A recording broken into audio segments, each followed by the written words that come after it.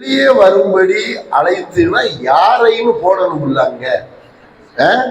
ஆதியிலே தேவன் இஸ்ரவேலர்கள் என்னை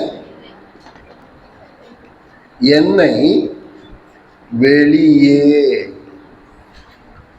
வரும்படி அழைத்து இப்ப என்ன இங்க இருக்கு? 3 இருக்கு. இதை அப்படியே எழுதணும்னு கிடையாது.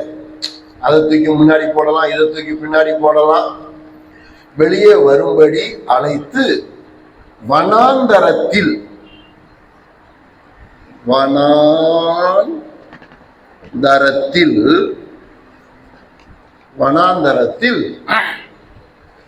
பரிசுத்தமாகும்படி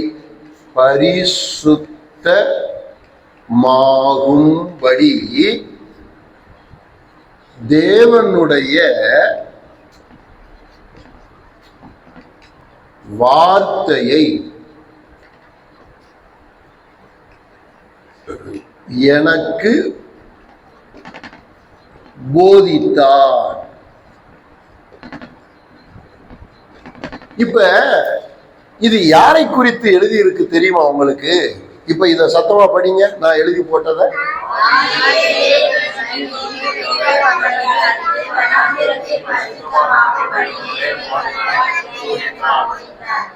இது இஸ்ரவேலர்களை குறிச்சே இல்லை, இது சபையை குறித்து தான். இந்த 5 புஸ்தகத்திற்கு உள்ளேயும் விஷயம் இருக்கிறது என்பதை இந்த புஸ்தகத்தினுடைய மீனிங், அர்த்தமே அப்படித்தான் சொல்லுது.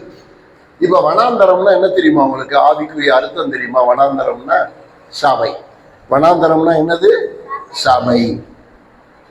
இந்த வனாந்தரத்தில் அப்படிங்கிறத சபையில் அப்படி மாத்திட்டீங்கன்னு வச்சுக்கோங்க. இப்போ படிங்க பார்ப்போம்.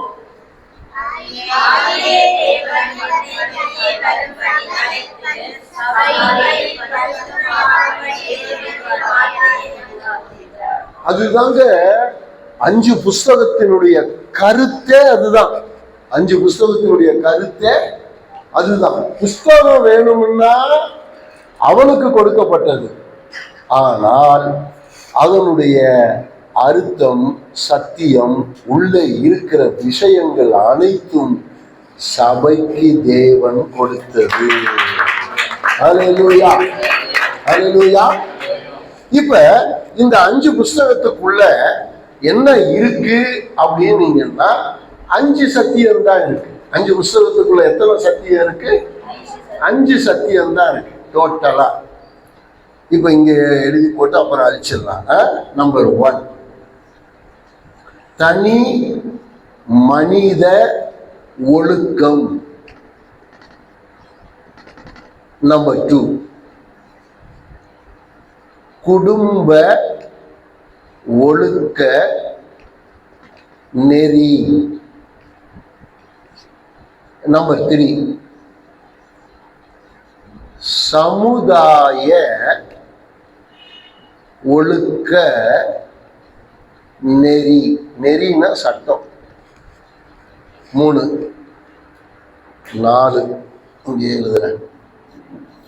4, தீங்கியல். தீங்கியல்னா என்ன தெரியுமா? தீங்குனா தீமை, இயல்னா தியாலஜி. தீங்கு இயல், தீங்கியல். 5,